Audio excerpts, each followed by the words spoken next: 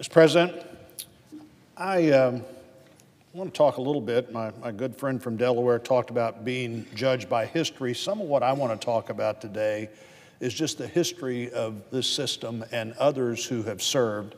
I've read several times in the last 30 days particularly that Democrats feel they can do anything because of the way Merrick Garland was treated.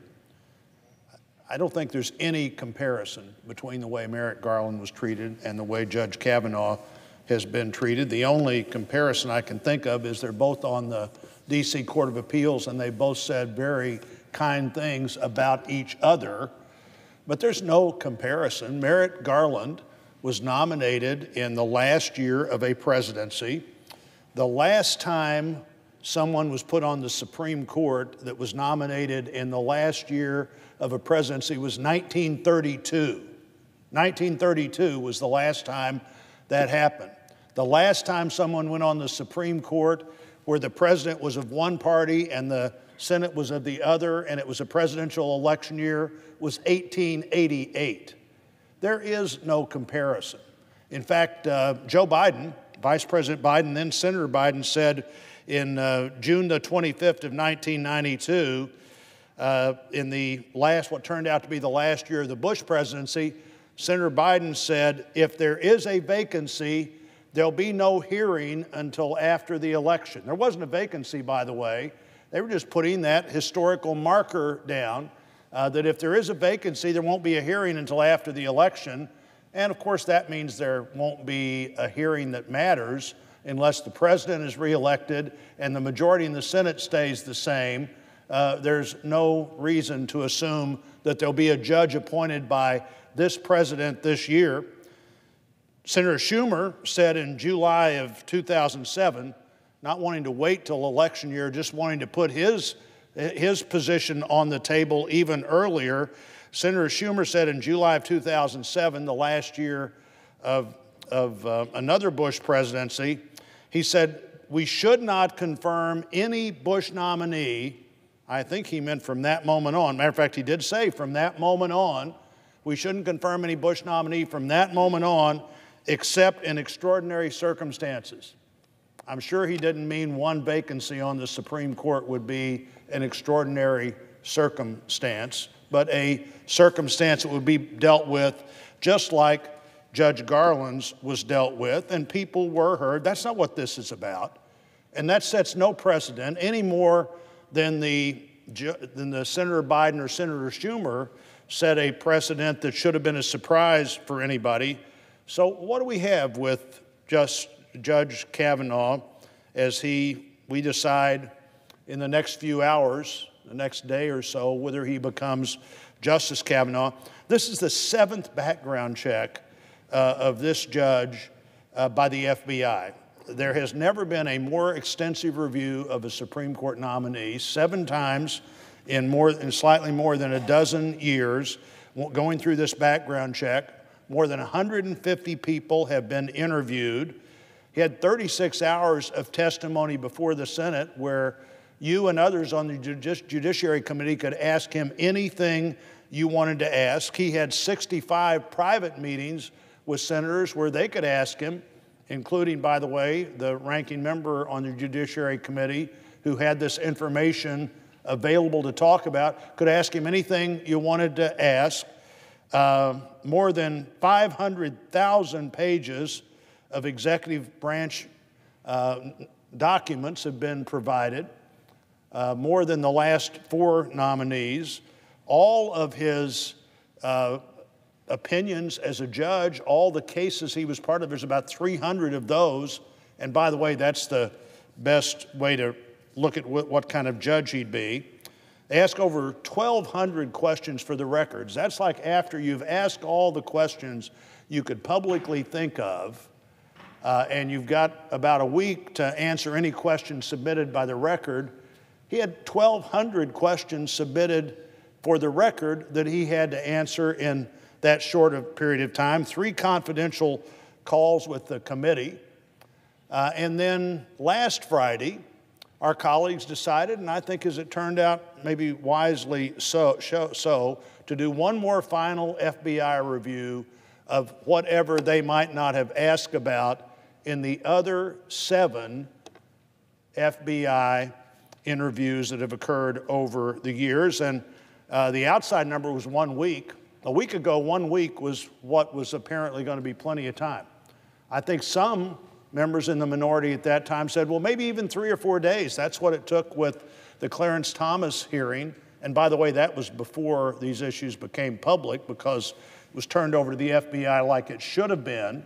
And in 3 or 4 days, they talked to everybody you could talk to. But last week, 3 or 4 days might have been enough, but certainly a week would have been enough, according to the other side. Of course, that was never going to be the case. A week was never going to be enough. And by the way, Mr. President, in background checks, when you're asked to be part of that, one, if it's your background check, one of the questions you're asked, any drinking problems, any drug problems, and he'd been asked that over and over and over and over and over and over again. And anybody that's interviewed, I think, is always asked, do you know of any problems like that?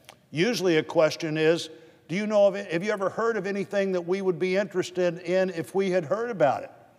Another question often is, would you tell us 3 people that we might not talk to, that we might know something about Judge Kavanaugh that we should know?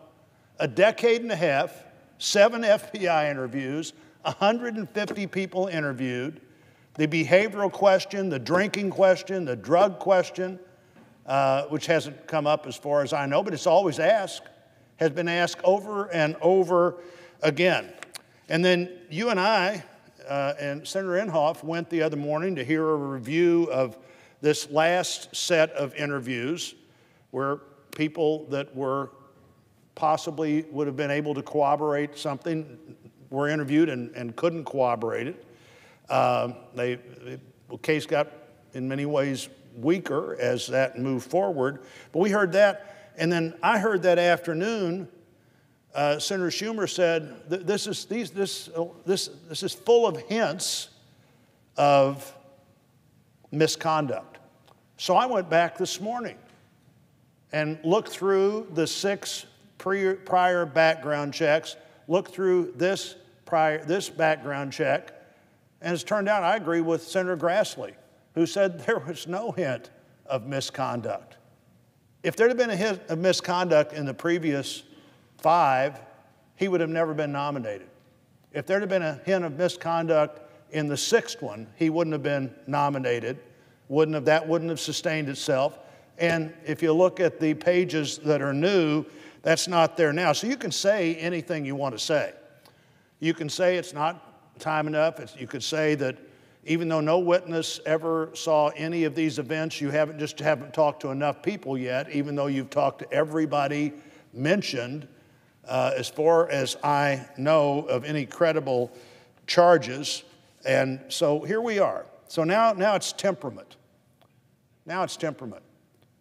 I don't think there are many senators who would not have had his same indignation at being accused of something that he, without equivocation, swore did not happen, not only in those instances, but any other instance.